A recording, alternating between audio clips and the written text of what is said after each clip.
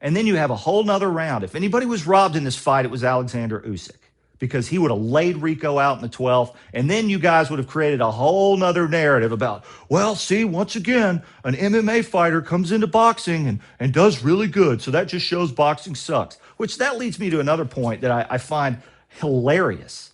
In the MMA boxing derangement syndrome community, y'all are adopting Rico as a mixed martial arts fighter. He's not. He's a kickboxer. I know he had one MMA fight, but that was just for whatever. He had one boxing match too. He's more of a boxer than he is an MMA fighter. But for some reason, the MMA community has to now adopt him. Oh, you're with us now.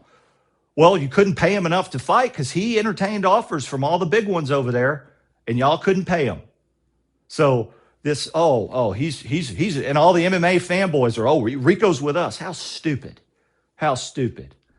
And then I keep hearing the narrative that McGregor did great against Floyd, who didn't train and was retired. Wow, he got knocked out. And Ngannou beat Fury. No, he didn't. He won 3 rounds with a knockdown, and he lost the next 6 or 7. Clear, close win for Fury, whose training camp was shorter than Fury's warm-up in the dressing room prior to the fight. Lost to a fat, out-of-shape Tyson Fury. So what if you dropped him? He got up and he outboxed you for 6 rounds easily, almost with one hand. Then he'd get laid out in Ngannou by Anthony Joshua, a win that hasn't aged well because Joshua hasn't done anything since then but knock out Jake Paul, right? And now you're adopting Rico, who also got knocked out. And you also forget all the MMA champions, former world champions, admittedly perhaps past their prime, who's Jake Paul has beaten pillar to post. He's not even a full-time professional boxer, and he's beaten your MMA legends. I don't hear you guys ever cite that when you go lay off all the times MMA fighters have done well.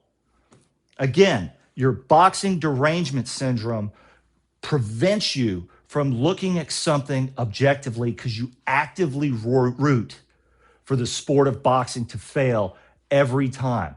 You don't even watch fights to watch fighters lose. You watch fights to watch boxing lose.